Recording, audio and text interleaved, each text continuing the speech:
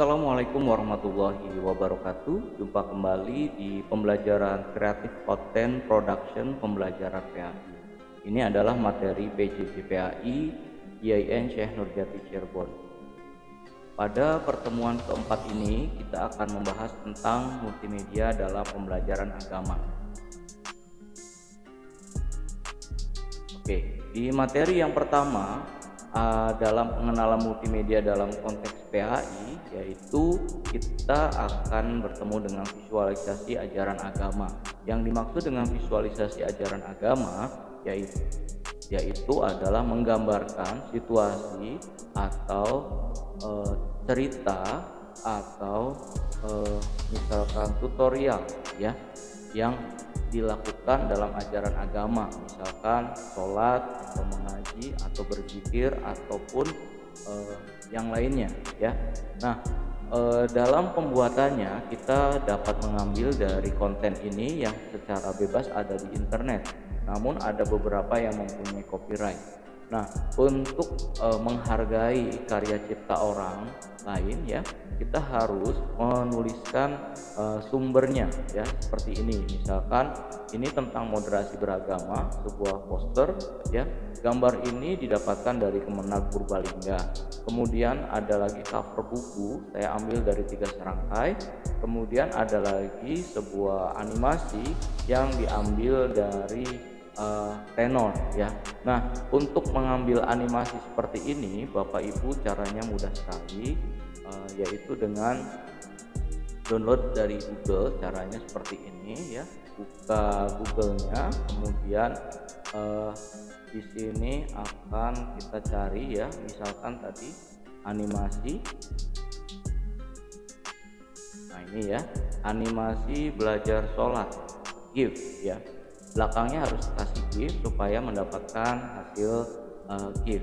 Nah ini kalau mau cek ya, kita tinggal klik di sini si GIF-nya ini GIF ya. Nanti di sini akan muncul gambarnya. Nah gambar ini kita bisa klik kanan, kemudian save image ya, save image. Nah ini seperti gambar ini. Nah gambar-gambar ini supaya menarik dalam pembelajaran ya. Bapak Ibu bisa tinggal mengganti animasi apa yang mau kita cari. Ini di sini ya.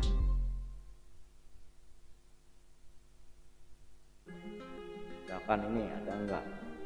Oke. Di sini dapatnya video, enggak dapat GIF ya. Berarti tidak ada ya. Kemudian kita misalkan ganti lagi. Misalkan animasi lagi. Nah ini ya. Nah ini kalau misalkan ada GIF nanti akan muncul di sebelah sini, dia akan menampilkan sebuah animasi ya. Nah gambar-gambar seperti ini banyak di internet ya. Ini kalau misalkan tidak untuk komersial itu bisa langsung digunakan, tapi kalau misalkan untuk komersial itu kalau kita tidak menggunakan gambar-gambar punya orang ya. Nah selanjutnya adalah ini ya, pengalaman interaktif.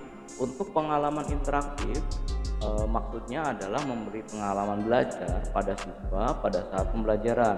Nah untuk interaksi antara guru dan murid bisa juga menggunakan tools ya untuk membuat aplikasi. Kalau misalkan secara online itu ada beberapa aplikasi yang seperti Kahoot, kemudian Quizlet, kemudian Google Form, Quizzes, dan Football ya.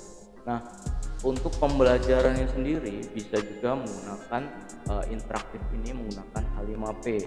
Nah namun H5P ini hidupnya hanya di lingkungannya Moodle atau WordPress ya, yang kesemuanya itu butuh resource yang besar dan berbayar ya, banyakan yang berbayar. Kalau gratisnya susah ya. Nah saya contohkan nanti pada saat ininya ya, untuk yang H5P dengan WordPress ya. Nah untuk tes tadi menggunakan Kahoot atau Quizzes, nanti Bapak Ibu bisa cek tutorialnya di sini ya. Nanti saya akan tampilkan di deskripsi. Kalau yang biasa Bapak Ibu lakukan itu menggunakan Google Form, itu sudah pasti sudah bisa semua ya. Nah, yang selanjutnya tadi ya, setelah ada kuis tadi ada pembelajaran yang menarik. Nah, ini yang dimaksud pembelajaran menarik ini misalkan menggunakan H5P yang tadi ya. Nah, H5P kontennya dari mana? Misalkan kontennya bisa diambil juga dari YouTube. Kemudian dari konten yang ada dari YouTube itu kita bisa membuat pertanyaan-pertanyaan supaya siswanya menonton sambil menjawab pertanyaan. Kalau misalkan nggak ada pertanyaannya, itu dikhawatirkan siswa hanya membuka kemudian tidak menontonnya sehingga tidak mengerti isinya apa ya. Nah, cara membuatnya ini mudah ya. Misalkan saya akan praktekkan menggunakan WordPress ya, seperti ini ya. Ini WordPress saya. Nah, WordPress ini adalah WordPress yang berbayar, bukan di WordPress-nya. Jadi saya install menggunakan Sofacolus yang ada di cPanel ya. Kemudian pada pluginnya saya instalkan H5P ini ya. Nah, ini sudah terinstall H5P. Kalau belum install bagaimana? Kalau belum install tinggal tambahkan add new plugin ya. Nah, setelah terinstall nanti di bawahnya itu akan muncul H5P konten. Nah, ini konten yang pernah dibuat ya. Nah, contohnya ini saya akan tampilkan. Nah, ini contohnya yang tadi ya, kisah tentang Nabi Yusuf. Nah, ini hasilnya itu ada di sini. Hasilnya adalah ini. Hasil ini nanti akan dipostingnya menggunakan menu post ya, atau di sini nih, new post ya. Nah, kalau ini dijalankan itu akan terjeda pada titik bulat ini ya, pada titik bulat ini. Oke, saya coba di play, semoga nggak kena copyright. Malam wahai anakku, sesungguhnya aku bermimpi melihat sebelah-sebelah bintang, matahari, dan bulan. Kulihat semuanya sujud kepadaku. Nabi Yakub terdiam mendengarkan cerita Yusuf dan kemudian Nah, jadi tiba-tiba akan muncul seperti ini. Nanti ini akan jadi sebuah pertanyaan yang bisa dijawab oleh siswa. Kalau didiamkan saja ya berhenti di sini ya. Nah, kalau misalkan kita pengen jawab ya, nanti kita misalkan klik sini, nanti dia akan melanjutkan cerita yang dikerjakan tadi ya. Misalkan diklik ini, klik ini, klik ini. Nah, dia akan mendapatkan respon ya. Dia akan mendapatkan respon dan melanjutkan ceritanya. Oke, selanjutnya ya,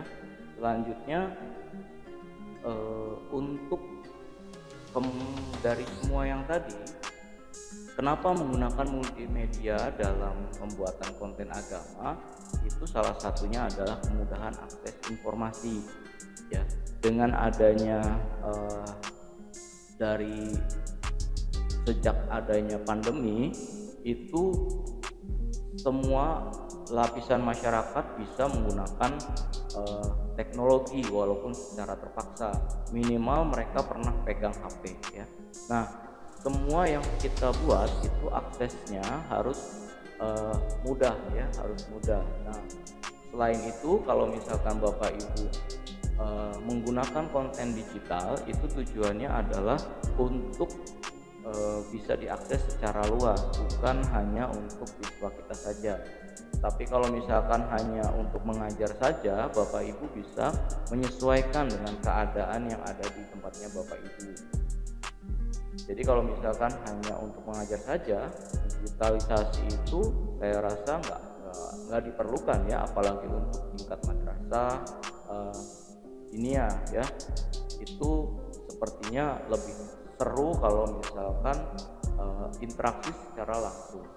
Tapi kalau misalkan Bapak Ibu pengen sharing untuk secara global ya, pekerjaan Bapak Ibu bisa terrekognisi dan kemudian bisa dinikmati secara global, maka disarankan menggunakan konten digital. Nah, dari yang tadi ditayangkan itu menggunakan pembuat video ya. Ini ada beberapa software yang bisa digunakan untuk membuat video. Tidak harus semua software ini dicoba, Bapak Ibu cukup pilih salah satu dan digali sampai dalam ya. Jadi nggak perlu belajar semuanya. Misalkan Bapak Ibu sukanya menggunakan CapCut, ya silakan langsung diperdalam bagaimana teknik-teknik yang ada di CapCut. Banyak sekali tutorialnya di YouTube. Jadi jangan menunggu untuk diajarkan karena di YouTube itu banyak sekali ya. Nah, kalau saya sendiri ada beberapa ya yang saya gunakan seperti Wondershare Filmora, itu sangat mudah sekali untuk pemula ya. Kemudian Adobe Premiere ini bagus ya karena sudah ada AI dan lain-lain sehingga bisa motion detection, kemudian tools AI lainnya itu bisa ada di Adobe Premiere ini. Nah, kemudian yang biasa untuk belajar atau membuat pembelajaran seperti yang saya buat saat ini, saya menggunakan Camtasia. Kenapa menggunakan Camtasia? Ini yang paling ringan Bapak Ibu ya. Kemudian kalau menggunakan HP biasanya ada juga yang menggunakan KineMaster. Kenapa kok menggunakannya KineMaster? Di KineMaster itu bisa membuat suara yang bisa di adjust ya. Misalkan suaranya itu dari suara laki-laki bisa jadi suara yang lain, sehingga ada beberapa orang yang tidak mau tampil di publik baik secara wajah maupun suara. Nah, salah satunya adalah menggunakan software yang seperti ini.